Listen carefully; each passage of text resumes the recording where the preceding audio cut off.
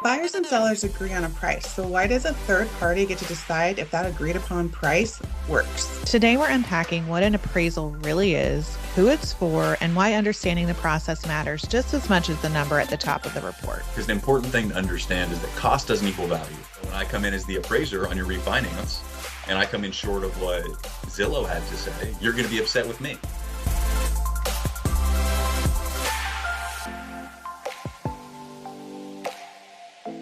Thanks for tuning in to Hoosier Homes and Hustles. I'm Jessica, aka Miss Indianapolis Real Estate, and today we're talking appraisals, which can be one of the most misunderstood steps in a real estate transaction. And I'm Stacy. We're joined by Ben, a licensed residential appraiser who's giving us a behind the scenes look at how value is actually determined. Thanks for joining us, Ben. Of course. We're excited to dive in about the mysteries of appraisals because I know the buyers and sellers probably don't get them, and agents even kind of misunderstand what they're about. Why don't we start with what is an appraisal and who is the appraisal really for?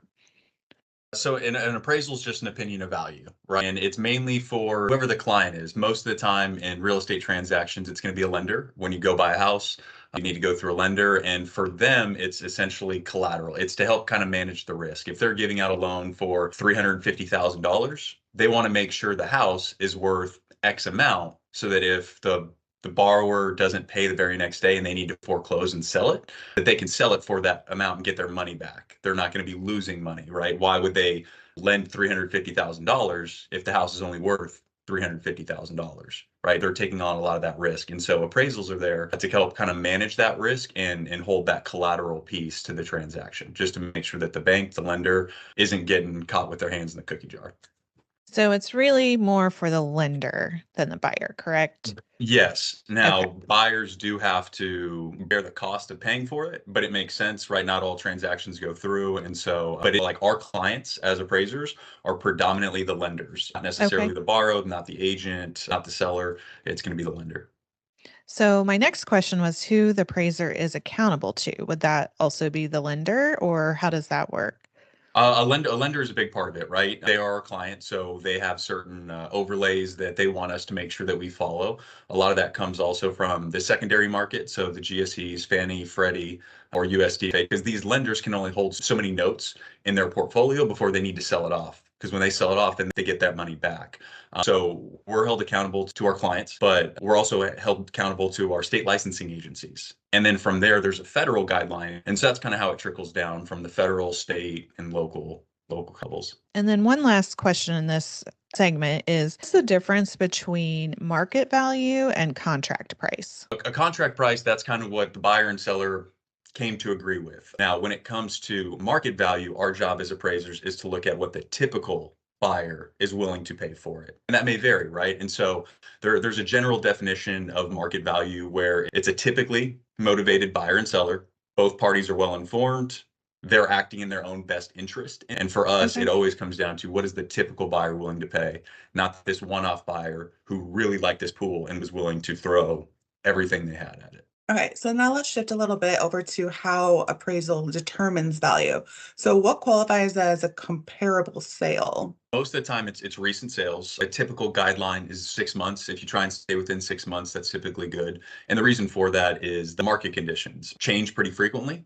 And the further away you get from the actual date of sale, the effective date essentially of the appraisal, the more that may vary. Now, thankfully, we have tools at our disposal that help us kind of go back a year, 2, 3, 4, 5 years to find a comp, to bracket one thing or another, or hey, there's this particular feature that was really important. I know there's a lot of those where turnover may not be high. I have to go back, right? Because I have to figure out, hey, what impact does this pond, main road, interstate have on value? So ideally, you like to stay within 6 months, but appraisers are looking for comps that are similar in location. They're materially similar. So same bedroom, bathroom count, square footage. Those ideally are good comparable sales, similar condition, quality. So that's kind of what we look for because we have tools at our disposal to help close the gap between some of those differences, whether it's further back in time, further away. But yeah, ideally, we like to try and keep it as close to the subject as possible. Okay. I have a question on that. So Yeah. let's say you're appraising a ranch and there's a Mhm. house next door that's 2-story that sold last week. and there's no other ranch comps for like 2 years. Which one are you using? Are you going back or will you look at that one next door? I mean, it really depends on how materialistically similar they are. So if you're talking about a ranch with 3 bed, 2 bath, 1,800 square feet, and you have maybe 1.5 story that also has 3 beds, maybe 2.5 baths, but that's more recent, I'm going to try and use that more recent sale. I mean, it's right next door. Okay. It's a recent sale. And it really comes down to what the typical buyer is willing to pay for it, right? In that type of neighborhood, it may be okay that there's 2 stories. Now, if it's a 55 and older community, I'll take a look at that comp, but I'm definitely going to take a look because clearly stairs are an issue. If the buyer is Right. older, they may not want stairs. And so when we make these decisions, that's what we have to also consider. And so a lot of the answers that appraisers give for these questions is, well, it depends. Because the reality is, it depends. On that topic, like as far as square footage, condition, and layout, So those are definitely important pieces to the puzzle when you are trying to look for comps. that's such a good point, especially for first-time home buyers. They don't understand what square footage actually means. What about how adjustments are made on an appraisal report? So this question comes up pretty frequently. Agents are always asking, what's your adjustment sheet? There are different analyses that we conduct. So we have paired sales, group data, regression analysis, depreciated cost to try and figure out how much is the market really responding to this. Because an important thing to understand is that cost doesn't equal value. We see this a lot with refinances where homeowners say like, yeah, we just remodeled the kitchen. It was $60,000 and we did the bathroom and it was 30.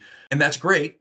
And I'm not saying that it's not worth it necessarily, but you have to understand that just because your contractor charged you $60,000 doesn't mean that somebody is going to pay an additional $60,000 for that remodeled kitchen.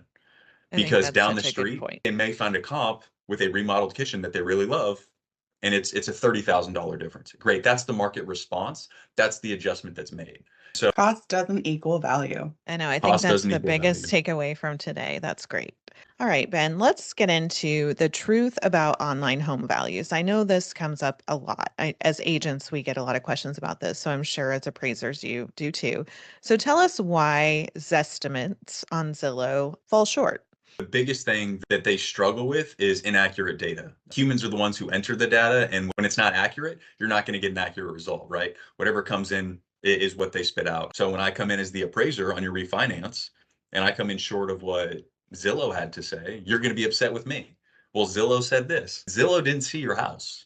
They saw Right. the raw metrics that are there, but that's where it really does fall short when there's not enough data or if the data is just incorrect. As an agent, I always look at it before I talk to a seller. And I've found that typically in the cookie cutter neighborhoods, it's pretty spot on. But we have a lot of rural areas, custom neighborhoods, and in those areas, it's all over the place. So definitely good to talk to an agent first. And again, not expect that exact amount on your appraisal. All right, so Yeah. now let's jump into when appraisals come in low. Obviously, we've been seeing a lot of this as of late in the market. So I think it's a pretty important topic to hit on.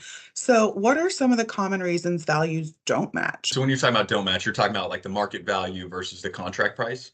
A lot of what I've seen with that is some of the listing prices are more in line with what you would list the property for in April, May, June, right? I can't speak for you guys, but when you're pulling those 6 months, you're seeing like, hey, this sold back in July and August for this amount, we can still get that. And almost ignoring the comps that are more recent that are showing like, hey, this is probably a lower price. Common reasons values don't match. Sometimes it's the time of year. So people always think like, hey, just because they don't match, the appraisal came in low. In reality, that's not the case, right? Sometimes the appraisal comes in higher than what the contract price is. And I think a big part of that does come down to the time of year that you're listing it. Because for us as appraisers, we can only use the data that's available. Say in the last 6 months when an appraisal actually comes in lower than contract price. We're starting to see a softening in the market. I would say 10 to 20% of the market's going to speak for itself. Houses will sit on the market if somebody's not willing to pay that price. And I've seen a lot of contracts well below list price. And my opinion comes in there where you may see that difference. So, Ben, you've been talking mainly about buyers and sellers, but let's talk about agents and how agents can work with appraisers. And my first question is, what information helps you as an appraiser? What do you want to know? What maybe do you not want to know? For me, an appraisal essentially is a puzzle. And with a puzzle, there's a lot of pieces. And knowing that there's been multiple offers and that you could support that with the contracts, that helps me. Other things that are really helpful for agents to provide appraisers, a list of upgrades. What did you do to the property? There's a lot of listings that I see with the private remarks, public remarks that just say tons of updates, no support. Tell me what they are. I'm only human. I can see things. Like a packet that you see at the house when you're there or something in your email? What's more helpful for you? Personally, for me, I prefer email. I have a digital work file. Some of the other appraisers may have hard copy work files. They may end up printed off. And I always recommend email. What are some common mistakes during the appraisal process that an agent might make? I think I may have mentioned that before. Maybe cherry picking comps can be an issue because then they set themselves up as well as the seller up for expectations that just aren't really there. I think also understanding what the property actually is. And what I mean by that is the financing options that are available to the buyer for that property. All right, well, let's move on to reconsiderations of value. I'm sure you love these. How do those work? You've got a buyer or seller that's upset with the amount, and what is their recourse for fighting that if they don't agree with what you say it's worth?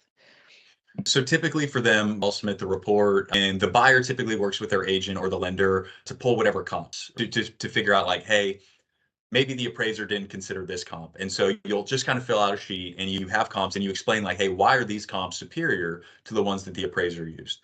I know there's been times when I've been supplied comps where it's like, okay, that's a good comp. I missed it. I'm going to go ahead and use it. And I always try and make sure I do my due diligence. Is there a property that I'm missing? There's times where it's like, I don't see it. And so ROVs are extremely helpful there. Like, hey, point that out. I'm not one to get upset at an ROV because I want to know, did I miss something? I don't want to be right. I want to do the right thing. I want to whatever the market is saying that's worth, I want to be able to explain that. When you get Is it it back, correct that you on the ROV cannot question the adjustments? You can only ask for new comps? I would say you can question if there's inconsistent adjustments and there's not commentary about it. I think you can definitely question that. Now, how they derived it, All right, so now that we're in 2026, are there any new changes expected regarding appraisals that we should be aware of? oh, yes, absolutely. Great. Yeah, not something that you would necessarily want to hear, and appraisers are kind of grumbling, working through it as well. So that for the past, I'd say 15, maybe 20 years, we've had that same kind of standard report. If you got an appraisal done, you kind of know what it looks like.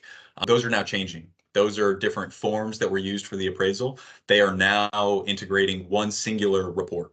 It's a dynamic report that's going to change based on the property type. So I think earlier this week is when they went into broad production. So now lenders are going to have the appraisers start doing the reports, and it's called UAD 3.6. That should be in full production by November of 2026. And then hopefully by 2027, that's going to be the main report that you're seeing. We don't necessarily know what that's going to look like for the borrowers when it comes to the cost of these appraisals, but that's something that we're going to kind of continue to work through as an industry and see how it shakes out by the end of 2026.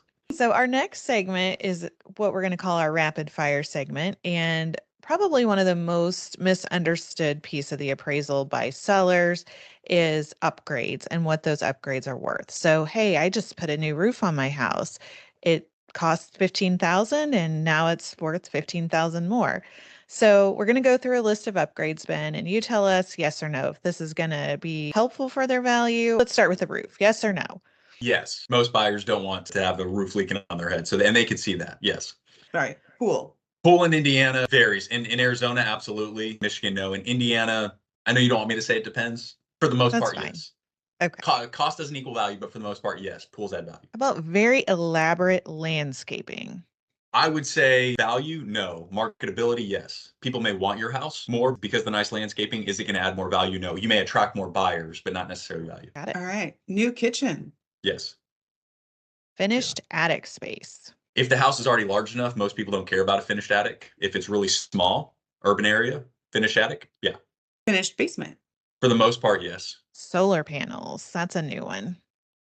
Solar panels is interesting. In general, no. In No. Indiana, in Arizona, yes. And we can dive into more of these at the end of Guess this who might rapid have fire. solar panels on their roof? I need your answer to that to be yes. Maybe. Depends. New bathroom. Yes. Added bedroom within an existing footprint. If it already has plenty of bedrooms, no. If it only has 2 bedrooms, yes. Okay. Appliances. Most of the time, no. Personal property. Mechanicals, HVAC, water heater, those sorts of things. In general, no. It's not sexy. It's like, cool, you got a new HVAC. And people don't really address it until it's old and breaks. Yeah. It's one of those things I feel like it's just, you have to have it. It's to be not working. sexy. People don't care about it. It's expensive, but you have to have it. So I think that's helpful. Thank you. Yes. Are there any of those that you're like solar panels, for example? With solar panels, typically the person who purchased it gets more of like they get the government credit for it. If not, it really comes down to, hey, people are drilling holes in your roof. And in order for you to pay any significant amount, like, because the question comes down to, does it add value? Is somebody willing to pay more because the house has solar panels? Well, if it takes me 10 years to recover the cost that I paid up front for those solar panels, then no, because most buyers, most people live 7 to 13 years in their house. So for most people, it's not worth it unless you're in Arizona when you get sun all the time. In general, they just don't add value. Now, what does add value to a house that I've seen: kitchen, bathrooms, flooring, countertops. I would agree with that. I want to ask about the pool because I've had clients that have put pools in, and I mean, going cost is like $80,000-ish. So when you're doing an appraisal and you see a pool, what is the adjustment typically? I It expect depends. When it comes to items like that, instead of maybe a specific dollar amount, I think it's important to kind of look at it. Well, what's the percentage of that pool worth towards that house? And I found it's maybe between 5 to 10% of the home's overall market value. It is around kind of what the pools would fall in. I mean, if it's a really nice pool, it's got nice surrounds with it as well, and it's an atmosphere, maybe that bumps up to 15%, right? It's all kind of within that range. But I think Got it. looking at it more as a percentage than a dollar figure makes sense. Because a $300,000 house with a pool is not going to be the same as a $1.5 million house with a pool when it comes Very to the true. overall dollar amount. Awesome. So- That's helpful. Thanks, Ben. You got a couple answers out there that weren't "it depends." I did, yeah. I felt like if you were going to put a gun to my head, what is a typical buyer looking at? They're not climbing through the closet looking for the mechanicals. Hey, it's important to know what the overall condition of the house, overall quality of the house is. And although it may not directly add to value, it's definitely one of those things that contributes to the overall condition, which is important. I'm deciding, If you've ever paid for one out of pocket, I think it's important to know Yes. that you won't have to do that anytime soon. I think from a buyer standpoint, it is important, but I understand where it wouldn't impact the entire value of the home. I know that they don't really move the needle as much, but for me, when I'm buying a house, like I could replace the flooring for a lot cheaper than I could replace the HVAC and the roof. Right. Exactly. Absolutely. Let the seller's insurance pay for the new roof. That's Right. what people keep saying. Okay, so if there's one takeaway, it's that appraisals aren't about opinions. They're about data, context, and most importantly, market reality. Make sure to like, subscribe, and follow Hoosier Homes and Hustles for more conversations like this. All of our contact info, including Ben's, is linked in the show notes. So let's hustle smarter. Together.